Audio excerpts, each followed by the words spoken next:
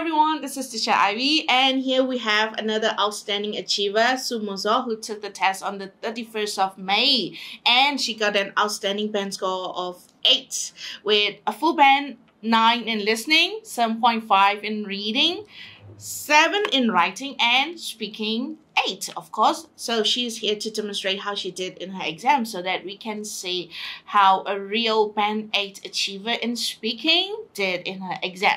So, Hsu Mon Zaw, can you describe your experience sitting for this speaking test? Were you nervous? How was the overall experience?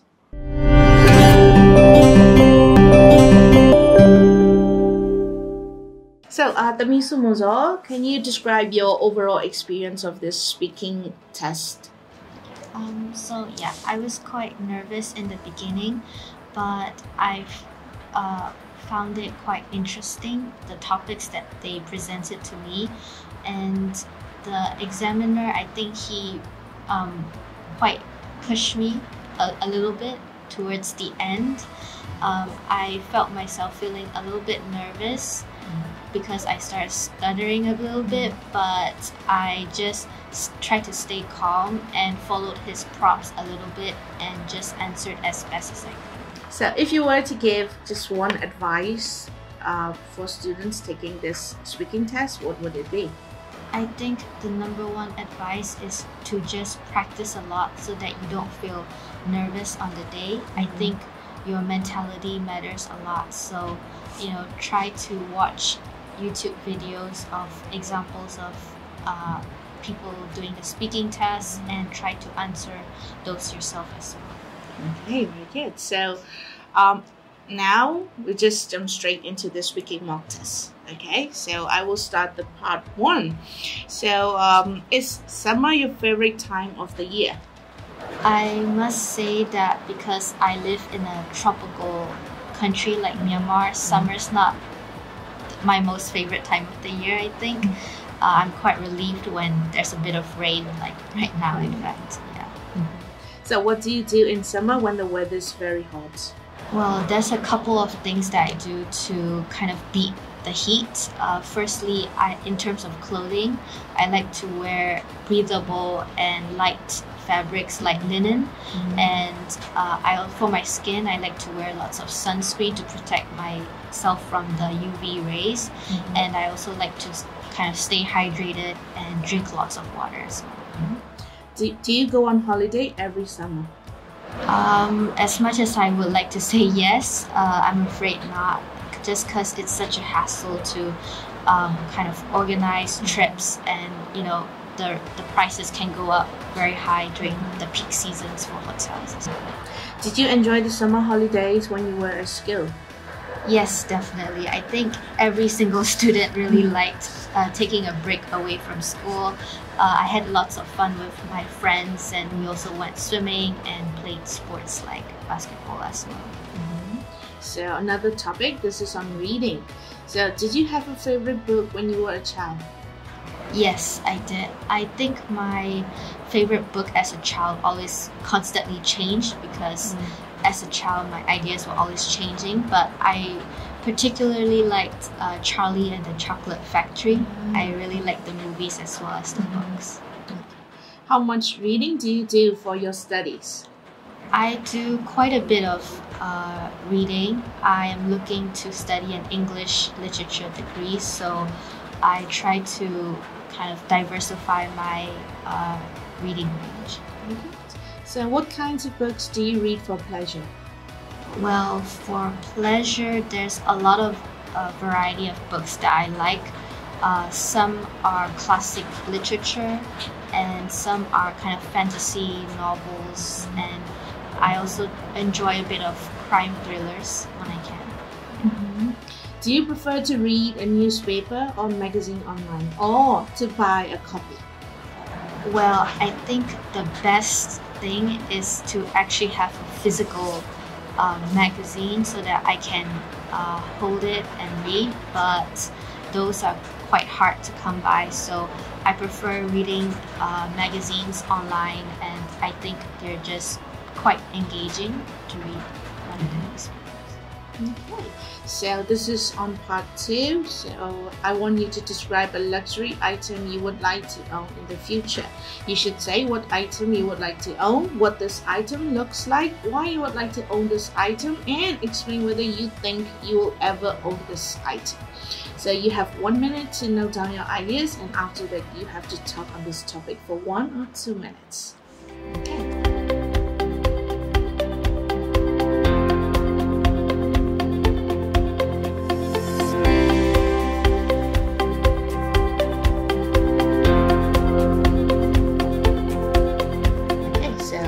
Ready? We can start. So I would love to own a designer handbag. I think that's a goal for many young women. I would like to own a designer handbag that's black, like dark colors like black, navy, or burgundy, because I think that those colors are quite versatile and go with a lot of different outfits. And I would like to have quite a sizable big bag to carry all of my daily necessities in it, and perhaps adjustable straps to kind of adjust the length as needed. And I think the main reason why I would like to own one is because I see it as like an investment piece, as a fashionable item, and I could also, hand it down to my children in the future if I want to. And I think whether or not I will be able to afford to own an item like that would depend on my job security and my job salary in the future. But I do hope that I would be able to afford it one day. That's very good. It's a timeless piece, right? Yeah. Okay, so let's jump straight into part 3, and this is about expensive items. So which expensive items would many young people in your country like to buy? Well, I believe that a lot of young people, depending on their preferences and tastes, like to buy a range of things.